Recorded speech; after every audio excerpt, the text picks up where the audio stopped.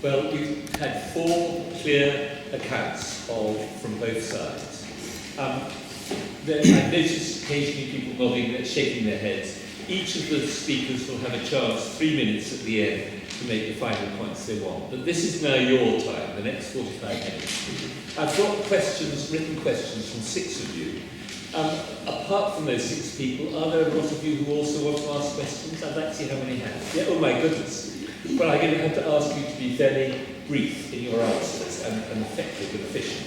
I'm going to begin there with Colin Richardson. Are you here, Colin Richardson? Do you want me to read out your question, or will you read it? You'll do it. Colin, your go. Yeah. As I think it's generally accepted that the Euro project will have to be strengthened through greater harmonisation of member countries' finances, and I think this has been mentioned this evening, if it is to avoid collapse, can those representing the Remain side honestly say that they believe that the UK could totally avoid any adverse financial repercussions as a member of the Euro, even though it's not part of the project itself? And here I have in mind... As a member of the EU, right, sorry, yes, go on. Yes. Yeah, and here I have in mind, I think I'm right in saying that we were forced to contribute to the Greek bailout. No. I'm going to ask you, Rupert, to give an answer, and then Vicky. And then, because it's to the Remain, but I'll ask then Nick and Tom to give their response to the response. Go on. Tom, Rupert. So for what it's worth, my view on the Euro was that it was a very bad idea from the beginning. And that was also the Treasury view, and it was the review of politicians such as William Hague, you'll remember, who are now all of them campaigning very strongly for the UK to remain in the EU. And I think the reason for that is clear, that even though the Euro is not working, and I think that's just one reason why the federalist nightmare, I think, that we heard from Nick Clark is complete fantasy. I don't think it can possibly work. It's because the Euro is not a successful currency. Now, we in the UK, will be affected by, we are being affected by the Euro because it's probably damaging growth in many of the countries that have adopted it. But the question is not, is the Euro a good thing or a bad thing? I think we can probably pretty much all agree it's a bad thing.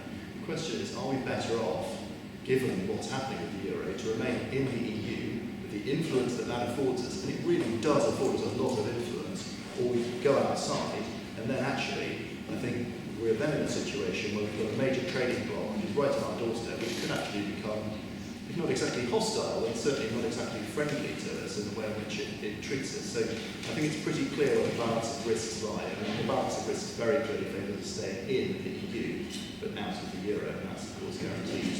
Vicky, the question is, if the Euro requires to be strengthened, can we honestly say that the UK could totally avoid any litigious repercussions on its own financial sovereignty as a member of the EU? So, one of the reasons why we're having this discussion and have this negotiation is exactly to address that issue. Clearly, if 50% of our exports go to the rest of the EU, and for the vast majority of them, their currency is the euro, if they see a further economic downturn, that is going to affect us because we sell to them. However, a key part of this negotiation, which as I said is legally binding under international law, is to make it very clear that the UK has a different status. We are not joining the euro. It makes it very clear that we will not pick up the costs in any way associated with the Eurozone. And furthermore, to address Tom's point, the big all-nighter discussion between France and the UK was about non-discrimination, making it very clear that if any one country outside the euro thinks that they are being discriminated against by a decision that is made by the Eurozone, they can force that decision back to the negotiating table. Any one country can block the decision and say, no, we think that is discriminating against us outside, you can't do that. Now, the Eurozone, especially for those on the periphery of the Eurozone, has caused huge problems in their economy because they can't devalue. And for us, with a very British mindset, having stayed outside the Eurozone, I think we often think, why have they not let Greece go, or Spain go, or Portugal go? For a country at the heart of the Euro, like Germany, their history with currency collapse is so intense and so close to them that they have continued to try to move on and solve it without allowing it to break up because of their history of currency collapse. I was very heartened the other day to hear the Greek finance minister talking of renewed optimism, and that is obviously helpful if the corner is turning. But I do agree that within the Eurozone, if they are going to continue to have one currency, then they are probably going to have to continue to have more fiscal transfers and more common welfare standards, for example. The important part of this negotiation is that we are not part of that. We will have a voice at the table when decisions are made. We will be able to say, don't discriminate against us. We won't block their decisions, but they cannot cut and paste it onto us. Thank you very much. Now, Nick, and then... Yeah, thank you. I'm a little bit too young to remember seeing Mr. Heath come back in 1973, I believe. I can vaguely remember it on the television, but only just, so there's some hope there. But Mr. Heath came back and made some very clear assertions, very much in the way that a member of the European Parliament has said tonight. And I genuinely believe that she believes what she says. But I don't believe that the EU, in the direction of travel that is going at the moment, will allow those words to last, certainly in my lifetime, they will fail. The organisation, as I said, in my support of the EU, can only work with a full federal and fiscal union. The halfway house it's in at the moment is the worst of all worlds. So the debate today, and we can talk numbers all day long, and we can hear the very micro points being raised, doesn't matter. What actually matters is what is the shape of the EU and whether we should be part of it in not next year or in 5 years, but in 10, 20, 50 and 100 years time. And I'm afraid the direction of travel is very clear. Mr. Heath told the British public that he would never give up sovereignty, he would never give up our decision-making powers. Mr. Heath was followed by Mr. Wilson, who said, I think he's got a point, and made us all, made the government sign up to it. And from that point onwards, the British people have been told time and time again that you are safe in the hands of the politicians. And speaking as an ex-politician, I don't believe them. I don't believe them. And I think if we really have the confidence, the self-confidence as a country, in our industry, in our people, in our history and in our culture, I fail to understand why people do not believe that we cannot trade and operate effectively across the globe as we've done in the past and as we do today. So I think ultimately, you're right, sir, we will be bitten. Tom? I accept, there's no in the short term we're not going to be joining the euro. However, the ideological heartbeat and the main sort of raison d'etre of the European Union is the euro. I do think that over time, if a fiscal union is created and essentially becomes a country called the euro and part of the European Union, that will create a shared ethos, a shared dynamism. And I think over time, maybe not straight away, but it would make it almost impossible to stop them not thinking as one bloc, and that would have negative consequences for the non-Euro EU members, such as the UK. I really do believe that our Prime Minister and our Chancellor are extremely, they're being sincere when they say that they believe that the UK is not in line, would not be in line to contribute towards another Eurozone bailout. However, we were told that before with Greece, and we ended up contributing over £800 million of a bailout, just over £4 billion. So again, as I said earlier on, forgive me for having a few reservations. And in terms of the fact that I think that when it comes to, you might not all agree, but I'm conservative, so I am, if we did stay in the European Union, I probably have a similar view, very similar view to the Prime Minister in terms of what he wants to get out of it, what Vicky wants to get out of it. So I have confidence in him that he would fight to make sure that we didn't have to contribute to bailouts and everything else. The concern that I have though is we're only one Prime Minister away who has a very different view about that, and that could all change. And as the people through a referendum, we would not get to say to put a stop to that. Okay. Thank you very much. Right. Yes, I please. have a related question to the euro. Professor Otmar Issing, who was the former chief economist at the ECB and an architect of the euro, gave evidence to the Parliamentary Committee of the House of Lords, in which he said that, of course, there is going to be a full-blown fiscal union, and that the EU elites are afraid to confront the voters and are delaying their plans for integration until after 2017, the year France and Germany hold national elections. So, are we to believe that the 5 Presidents' report and Professor Issing are wrong and that everybody else is right? Is that so? Because the 5 Presidents' report is very clear. Vicky, you want to answer this?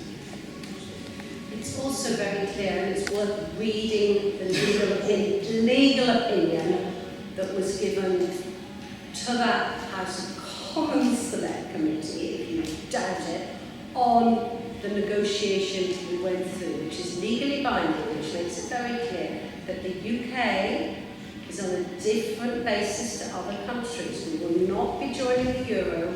We will not be picking up the costs of paying into the euro, because it is precisely because of confusion in the past that this needed to happen. So please do read the negotiation and the legal opinion that goes with it. And in terms of if we're taking comments from economists, you know, there seems to be some view that the economists may have some sort of massive stitch-up. I mean, it's the IMF, the OECD, the London School of Economics, every single member of the Bank of England's Fiscal Monetary Policy Committee, all warning of the economic risk we leave.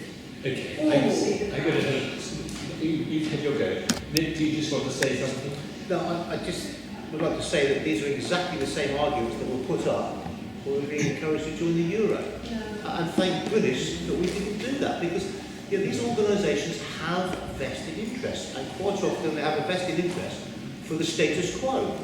And they don't like change and turbulence. Of course, it's unsettling.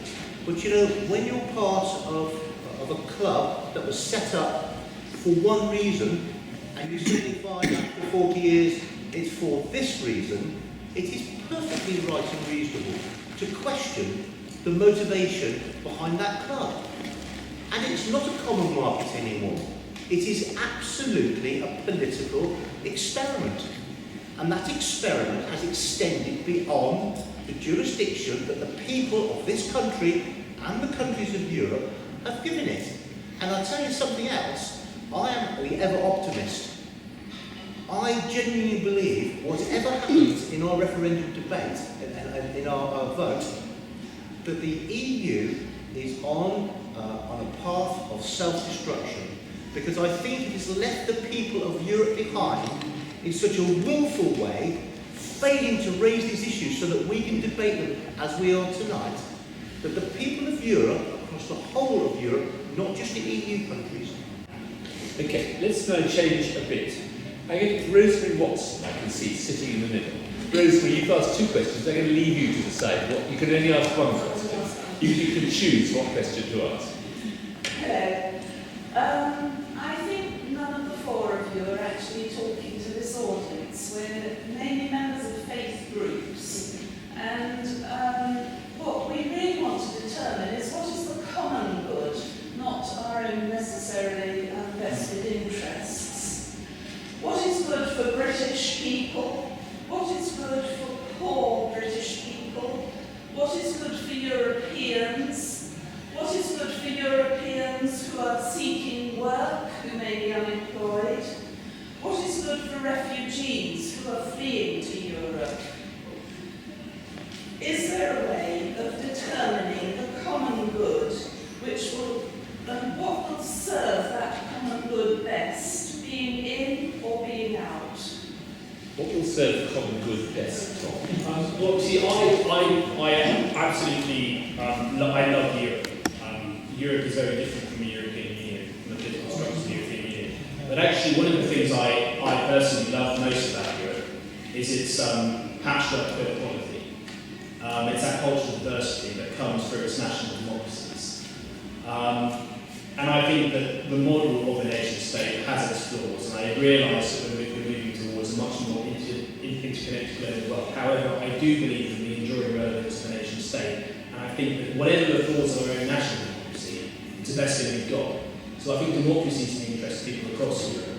I'm a believer in having power as close to people as possible. That's why I'm a localist. I find it hard for you to be a localist and not be concerned about the extent to which the centralising tendency within the European Union. I believe in concentric circles of identity. One of the quotes actually which means a lot to me is a quote by Edmund Burke, which is to love the little platoon, to love the subdivision, to first in the public affections, by which you come to love the community, you come to love the country, and you come to love the rest of humankind. I think democracy is in the interest of all people in Europe, and I think a new model is in the common good for Europe. I think the political structures of the European Union, centralising power, moving it away from people, I don't think that's good for Europe, and I don't think it's good for the common good. Rupert. Well, I think the common good is exactly the right way to look at this problem, and I think whether that's from a faith perspective or not, I think people who are trying to come at this not from a kind of narrow nationalistic way of viewing the world, but from a sort of more open-hearted and generous way of looking at the world, I think that is exactly the right way to go forward. Now, it's great to have localism, but unfortunately there is also this thing called international politics. As we all know, that can go very, very horribly wrong, and sometimes does. So the question is, do we, by getting out of Europe, out of the EU, make things easier or better or more difficult in terms of resolving disputes, international disputes, in a reasonable and in a non-confrontational way? And I think the EU, certainly for its 28 constituent parts, has provided a framework in which we can negotiate. Yes, people negotiate hard, but at least they're negotiating on relatively friendly terms, and we all realise that we're all in it together. And I think actually that ethos does then extend a little bit at least outside of the EU. And the EU clearly does support democracy, it clearly supports human rights, and we've heard stories about what will happen when Turkey joins the EU. And the reason Turkey's nowhere near joining the EU at the moment is because of its record on things like democracy and human rights. And it could never get to the point of even being considered to be part of the EU until it had really very, very fundamentally reformed that society and that political system to be much more in line with the sort of democratic way of doing things. So I think in terms of the common good, yes, in terms of economic good for sure, but in terms of the common good more holistically considered, then I'm absolutely sure that remaining in the EU is the right answer. Thank you very much. I'm going to actually move the discussion on to Rachel Larkison. Yes, Rachel, would you like to have a go? This is quite specific. Oh, okay, all right. Okay, well in that case, Rachel will have to let Vicky in. Nick, go, you can go. Yeah, I think it's a fascinating question. And of course, when you have any problem, you look from different facets and you see different things. I think poor people in this country are currently being failed, actually. And I think the pressure on our young people to find jobs. I'm not hearing you back. Can you not hear me? Oh, where's the sound engineer? Can you hear me now? Speak closely into it, Nick. We're doing testing, are we?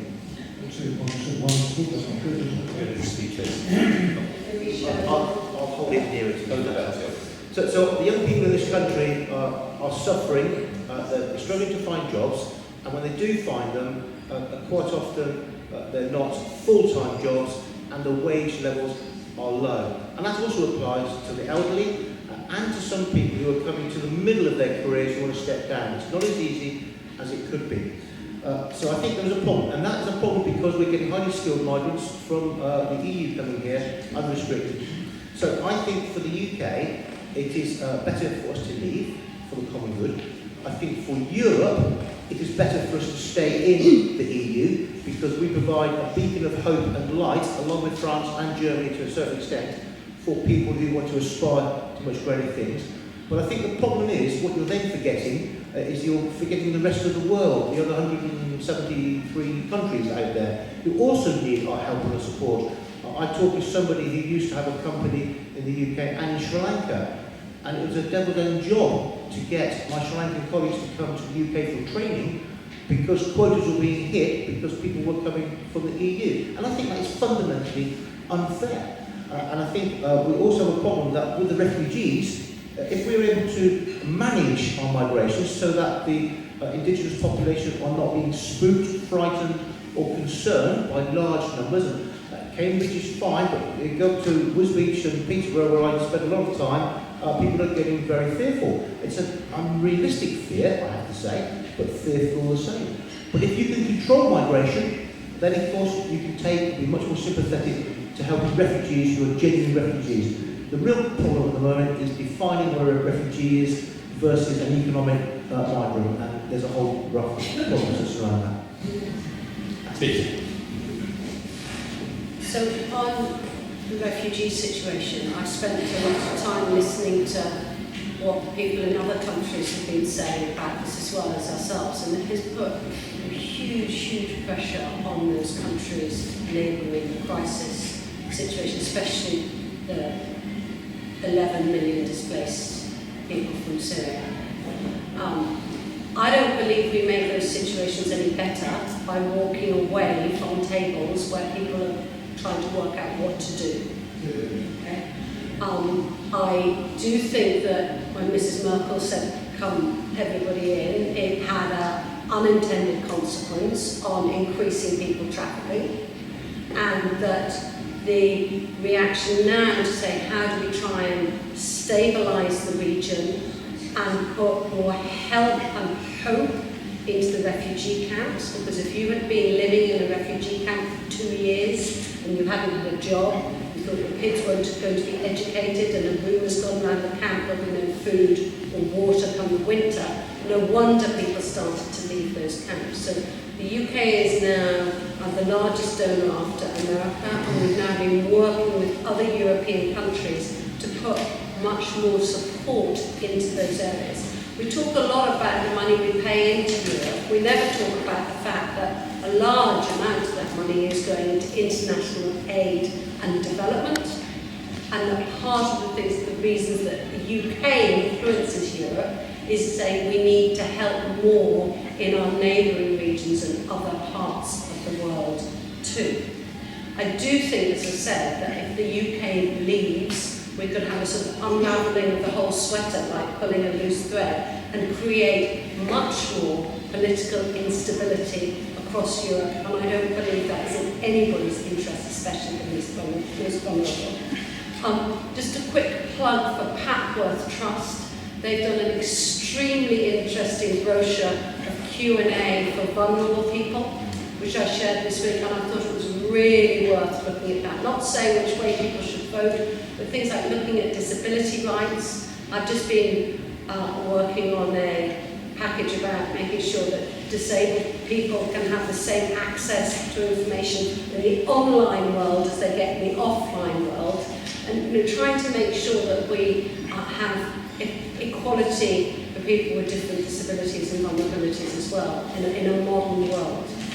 So I don't believe that one can underestimate the risks of this recession, and we do know that in a recession it is the most vulnerable who are often hit the hardest. And that is why I think, for all its faults, and yes, we need to modernise it and make it more accountable and democratic, but we cannot afford to take the risk to leave.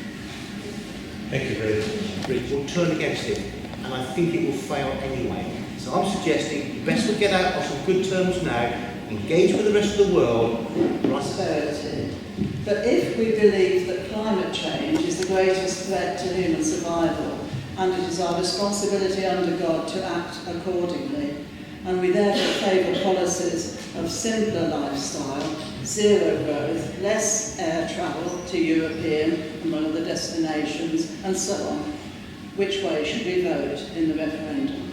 Which way should we vote? Political experiments by the EU should be taking a view in their own right about their attitude towards climate change. But that's not the biggest threat to this world. The biggest threat actually is overpopulation. Population growth across this planet is going up and up. It is consuming the resources, it is burning the fossil fuels that is contributing to the climate change problem. And it is the single issue that no governments or intergovernmental organisations seem to want to address, with the exception, of course, of China, who has recently relaxed the one-child policy. Now, we need to think about, and I used to talk about this in the county council, people used to ask my opinion on all sorts of things, is you need to stick to your knitting a little bit. You need to understand what you as an organisation are doing.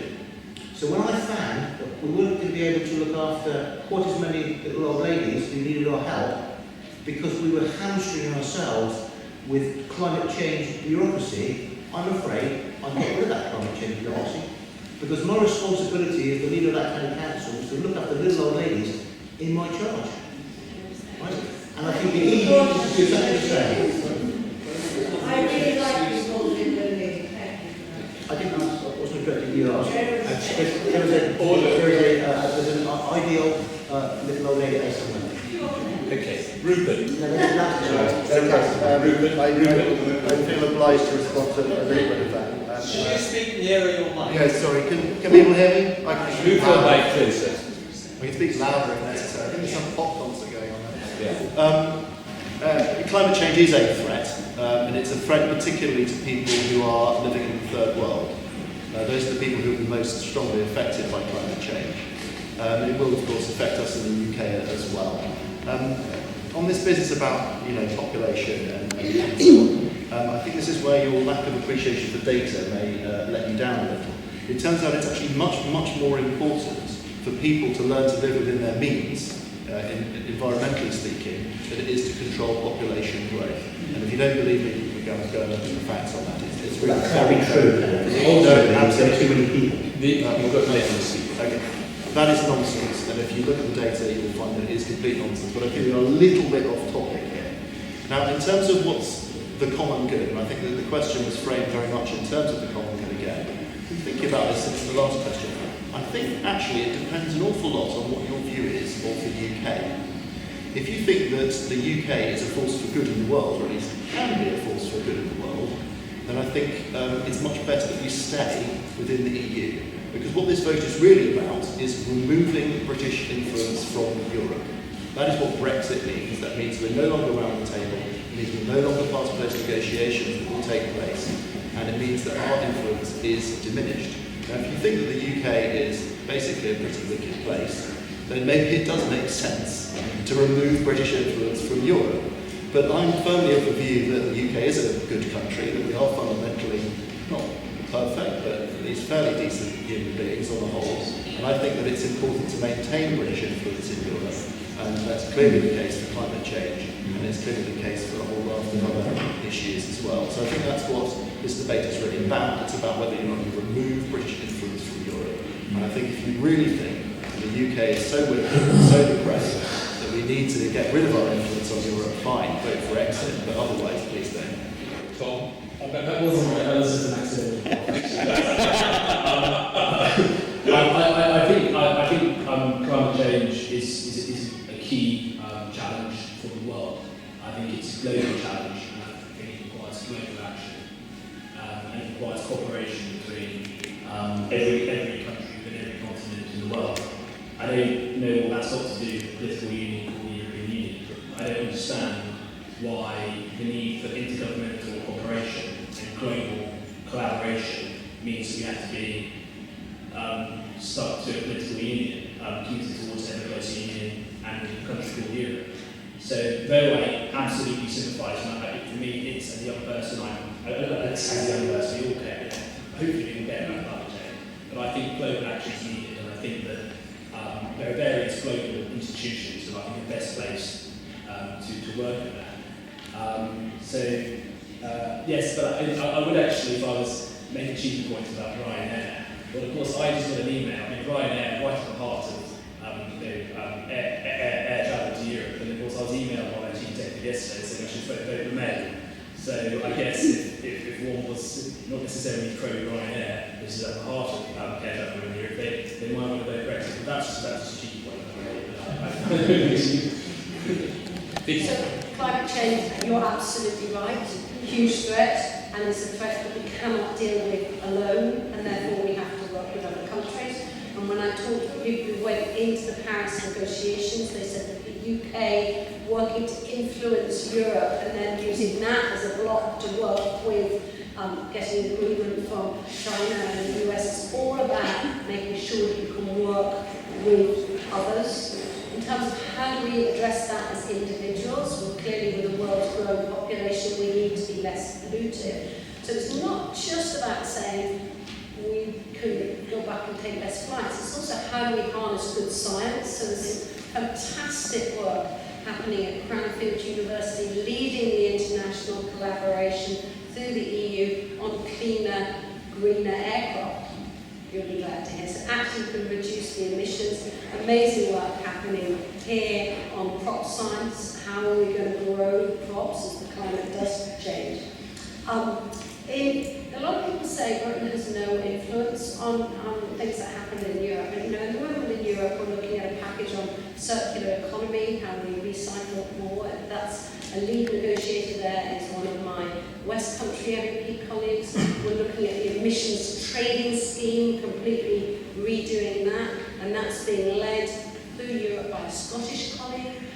We are looking at how new cars are approved in the aftermath of the Volkswagen scandal, and that is completely being led through the Parliament by a West Midlands colleague. So British influence is at the heart of all of these, trying to get agreement across Europe on these specific measures to try and make the planet a safer place environmentally to live, and we need to be at the heart of those discussions. On the 24th of June, I seriously think if we voted to leave, our positions as lead negotiators on any of these things will be untenable. That leads us on to Hilary Elliott's question. Hilary, I don't know where she is. Do you want to, in a way, we've covered some of your ground. Do you want I just wanted to slip in an extra observation. Yes, do. Along the way, since I'm being given the opportunity. Here. Sorry. Okay, so it has to do more with identity, because Tom raised this issue about identity first of all. Let's see that maybe we would lose that sense of identity if we came from Europe, and then you seem to contradict yourself sort of later in the day by saying how pro-Europe you were. Now, when I was growing up, Germany was the enemy, and we were alone against Germany. And then, I suppose, for hundreds of years before that, it was the French that were our enemy. And so now we don't have those enemies. And personally, I rejoice in the fact that we're becoming more closely bonded with these countries. And now my grandchildren are thinking of themselves as European, which makes me very pleased. Do you want to react to that? Yes. I personally feel as though I have a connection in terms of identity. I feel like I have a connection with East Anglia. I feel East Anglian. I feel British, and I feel European. But I also feel a huge amount of affinity with Australians and people from Canada and people from New Zealand, many as well. And for me, I think yes, as I said earlier, yes, cooperation.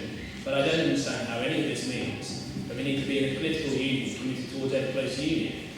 But I do think that identity. I think substance is created close to people, and that's why I think civic energy is vitally important. And I think that power needs to be close to people, democracy needs to be close to people, and communities need to be alive. And I kind of think that those concentric circles of identity, I think you actually cooperate best in Europe when you have. And actually, I embrace that cultural diversity aspect. So I feel European, I love Europe, but I don't like the political union aspects and political centralisation associated with the European Union. I don't think it's a contradiction to say that I like Europe, I love travelling in Europe, but I don't like the idea of ever closer union. I don't like the idea that at the moment we can't determine our own trade policy. I don't like at the moment the fact that we can't decide at what level we want immigration to be at as a country. So I don't think there's a contradiction there, but I appreciate your point. Vicky, do you want to add anything?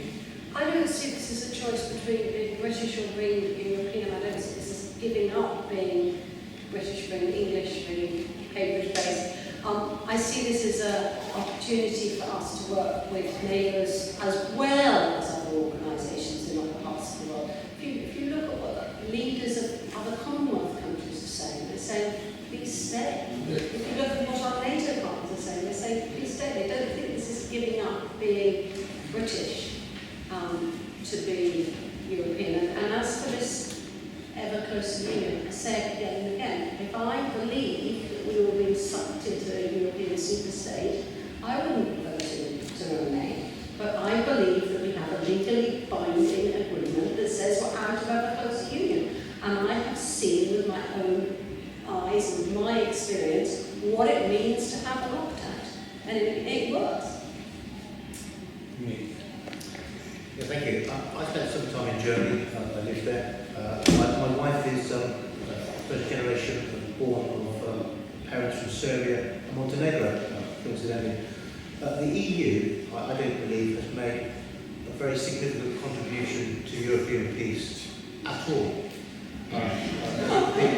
The EU itself has failed every time a conflict has happened within its realm or on its borders. It failed horribly during the Balkan Wars. It was only the imposition of NATO that came in to stop the Third Balkan War erupting all over again. It failed to take jurisdiction to sort anything out in Cyprus. It was next to useless on our conflicts in Northern Ireland. 3 golden opportunities if the EU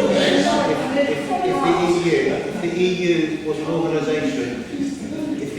organisation that wished to become a peacemaker, it had 3 golden opportunities, all of which it failed to do. It failed because it didn't have resources, it failed because it didn't have the organisation to put it together, and it failed because its bureaucratic processes don't allow it to be nimble and fleet of foot. The peace in Europe has been a direct result, first of all, the Marshall Plan, where an awful lot of money was put into Germany after the Second World War for rebuilding, and also, more importantly, with the force of NATO. NATO has been the single organisation that has helped to maintain peace in Europe. And that alliance of NATO would be significantly weakened if the European Union decided to become a competitor and to have its own army. And it has plans to do that. Whatever Vicky said, there are plans to have a European army, and that is a very dangerous concept. And remember, Europe suffered both in Spain and in Germany and elsewhere with dictators. And dictators are people, like to get their own way, but the people don't always like it. And Europe has been sick and tired of dictators, thankfully. But of course, that is not a result of the EU, that is a result of the people not wishing to have dictators. And every time I get into a debate with people who are pro the EU, it strikes me that when the sun comes up in the morning, that's the EU that's done that. When it rains to water our crops, that's the EU that's done that. The reality is you cannot assign everything that's good to the EU when in fact it is quite often contradictory.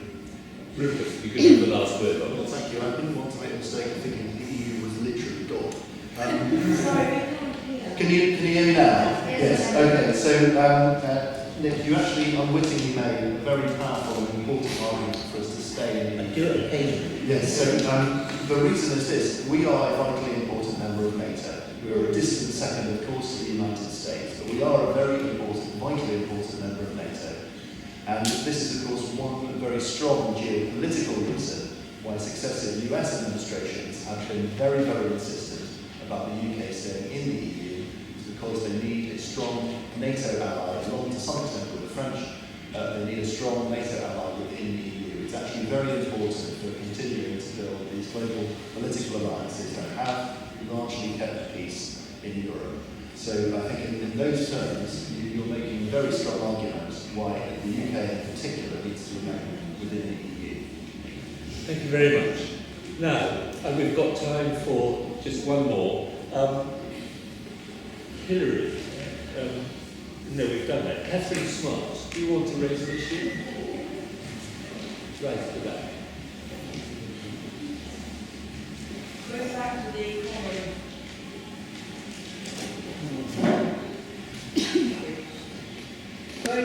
the whole welfare, as it were, I'm a bit uneasy about the effect of the EU agricultural policy on agriculture in the developing world, including, but not exclusively, in Columba. In the light of this, would it be better for the developing world for us to remain or leave?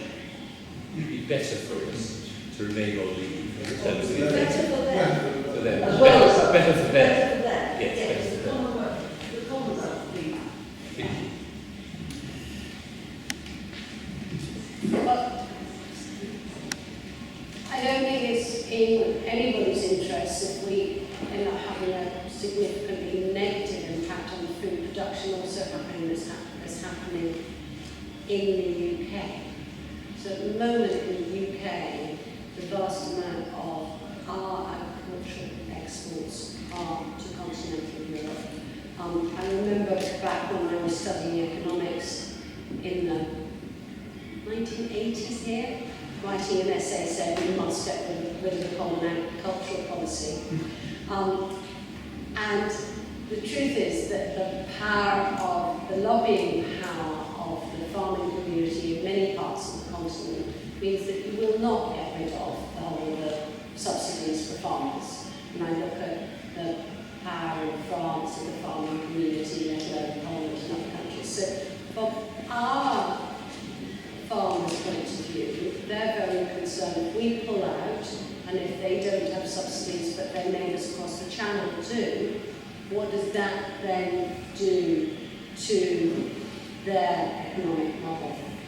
We know in farming that making decisions unilaterally can have huge unintended consequences. When we introduced animal welfare standards on pigs, just in the UK, half the British pig industry went bust.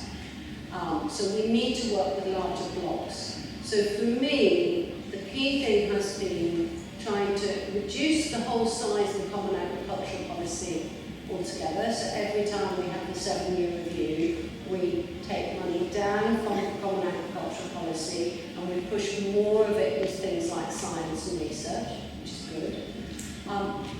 As far as third world countries are going, we're looking at removing subsidies which are particularly detrimental to them. So for example, the sugar regime, that's why we're removing the regime for sugar beet in order that cane can come up. I'm a bit concerned about that because long term, actually sugar cane is very labour intensive to produce, and as the third world gets hopefully less poor and as their pay rates go up, they won't want to be relying so much on sugar cane. But so removing the subsidies and the differences and a constant process of trying to negotiate it rather than just saying pull out, unilateral actions, just pull out the UK, just risk our farming industry, and I don't think solves the big picture issues to do with the common agricultural policy.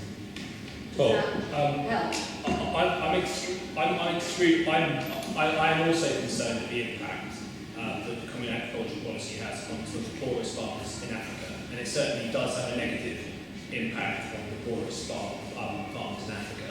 40% of the EU budget is for CAP, 40% of the budget, so billions upon billions upon billions. It's a rate at which we are subsidising largely continental farmers to a point where they're producing food beyond the needs of the continent. And a lot of that food is then therefore dumped into Africa, and it certainly distorts African farming markets. I don't think there's any doubt about that. I think there are lots of problems in Africa. There's lots of reasons why it hasn't made the move forward that many of us, what everyone here would hope that it would have done.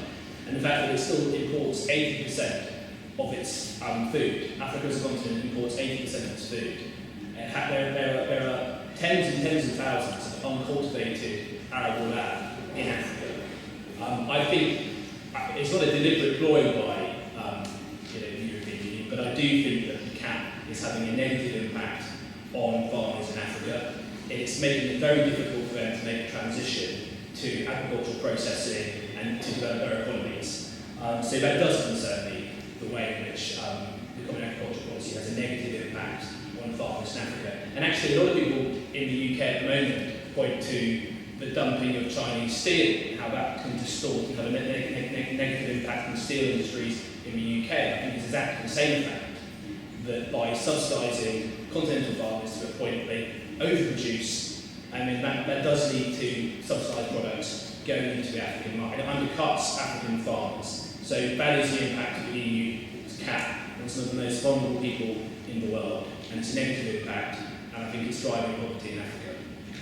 Now, we're getting to get to the point where you're going to do your summings up, so I'd just like to ask Rupert and then Nick to respond.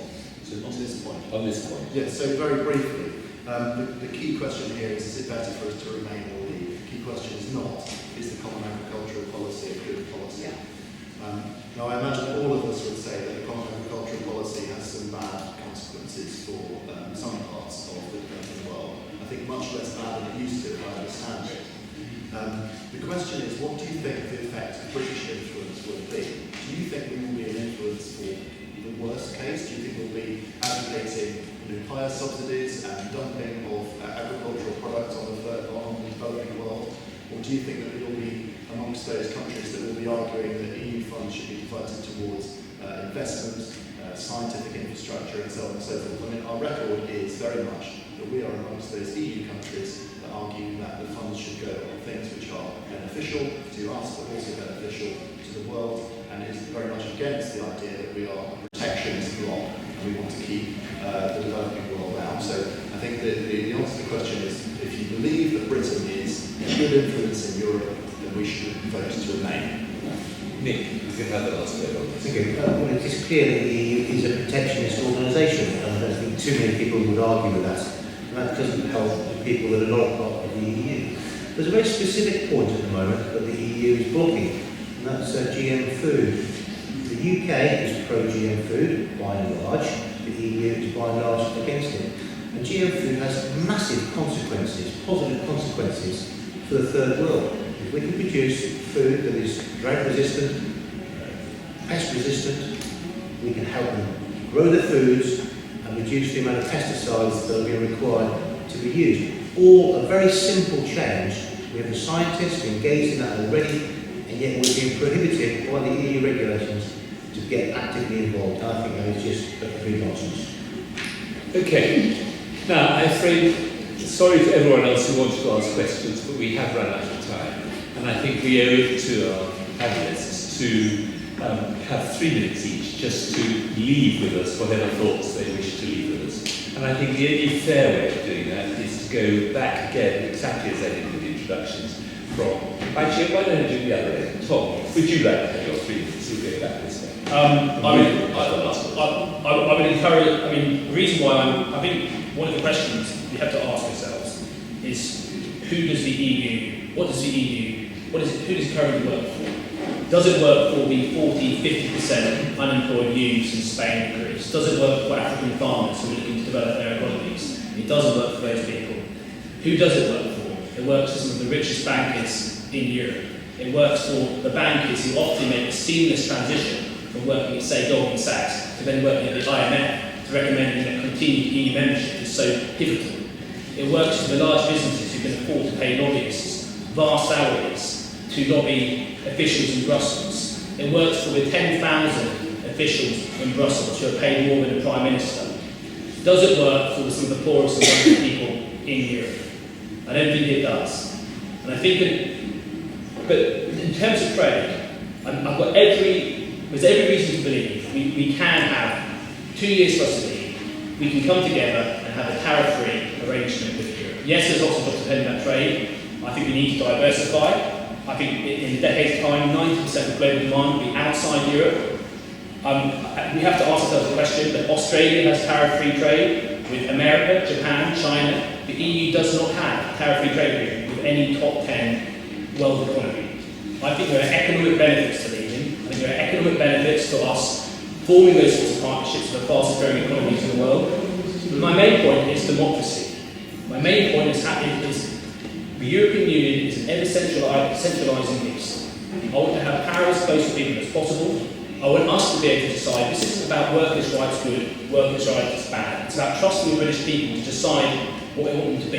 It's about trusting the British people to decide upon the level of immigration. It's about trusting us, and it's about a state. I believe in the enduring relevance of the nation state. I believe that national democracy is imperfect, but it's the best form. The European Union is a deeply undemocratic institution, and I don't believe it's helping peace in Europe. Thank you, Tom. Thank you. 4 reasons for me why I'll be voting to remain. First of all, the economics. The fact that half of our trade, 10% of our income, 300,000 jobs here are related to that trade in the single market, and we have no idea what a new deal would look like or how long it would take to negotiate, because all 27 other countries would need to agree, and they've each got their own politics. Why on earth would they give us a deal that's better than the one they've got themselves? I just see huge economic uncertainty. Secondly, the world's changing at a very, very rapid rate in things like digital policy and addressing climate change. We can't make those decisions by ourselves. And how do people make sure they're safe and secure in the online environment, counter-terror, counter-security? We need to work with other countries in this very changing world. Thirdly, science and research. I think to address the challenges of the future, we need to harness the best scientists and researchers. And when I talk to the scientists and researching community around here, it's at least 9 out of 10 who say stay. At the Human Genome Canvas, it was 200 out of 200 saying stay when I spoke to them. And my final point is about global security. When I listen to what colleagues from other countries are saying to me, and time again they say, Vicky, please don't leave us. They don't want us to leave because they think of this huge instability on the continent. And I don't think that that is in our interests. Britain makes the world a better place when we engage with our neighbours and engage in international organisations. And if Europe's got it wrong, then we need to be engaged to help change it.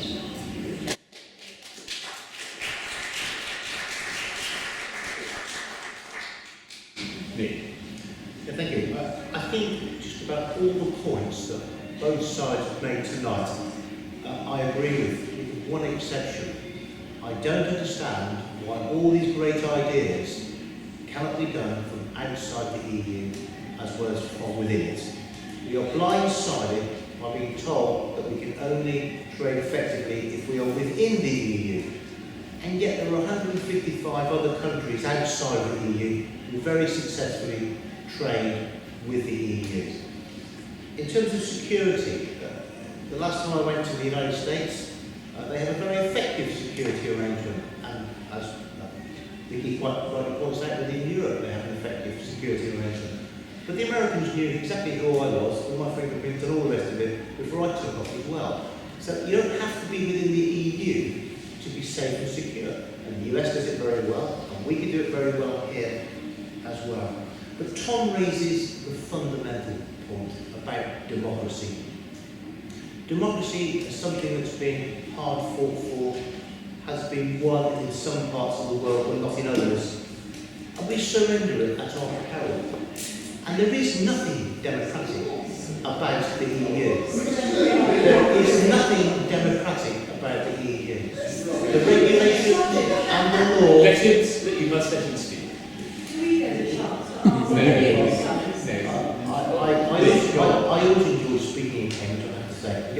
Had a class of interrupter. The real issue here is about democracy, is about people. And people must believe they have influence and can vote out the people that make the decisions. So when they get it right, they applaud them and vote them back in, and when they don't, they vote them out. And Vicky tries very hard as an MEP, as do some of the party I represent. But they will all say, on my side, they have no influence. It is because the European Commission is the organisation very different to our civil service.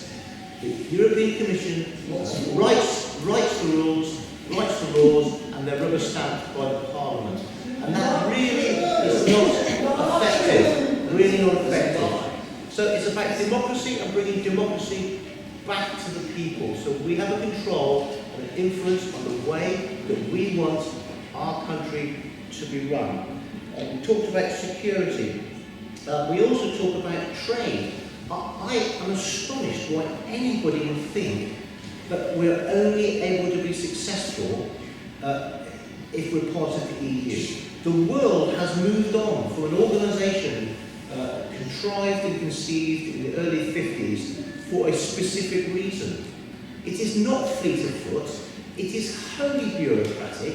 The very fact that Parliament shuffles between Strasbourg and Brussels is indicative of the influence that the French had when they set it up. It is a nonsense. And the question to the people of this country, if it was a different question, would you like to join the EU now?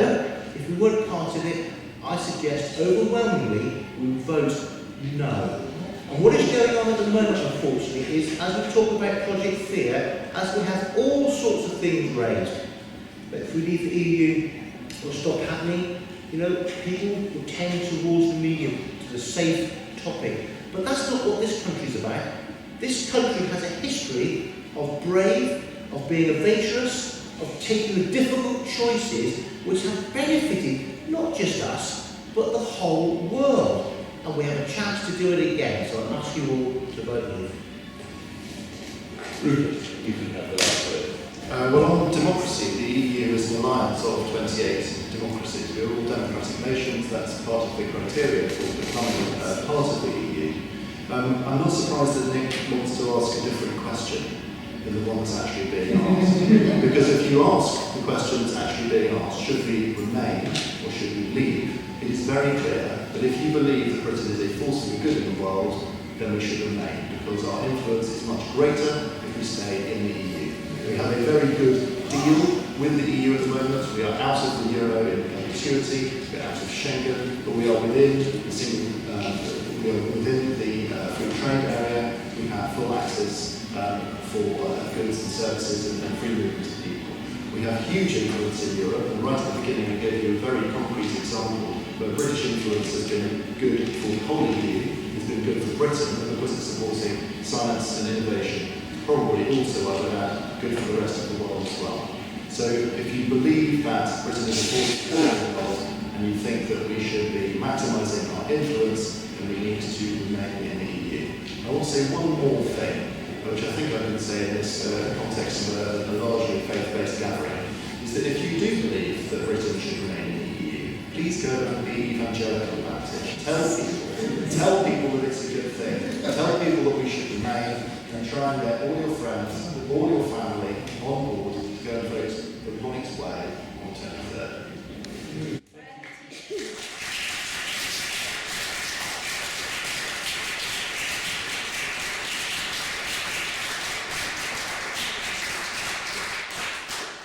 Now we have 30 seconds left, and I'm just, in those 30 seconds, going to do some thanks. I'm going to thank our panelists. I think you were amazingly clear, to the point, disciplined, and I don't think we could have been better served by the four of you in setting out the arguments in a way which I thought was revealing. I thought it was a very revealing discussion.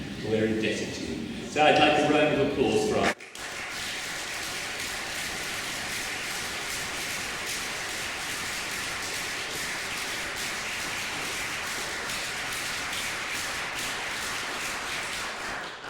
I'd also like to thank the audience, and you can't clap yourselves, the audience, but actually, why don't you all clap?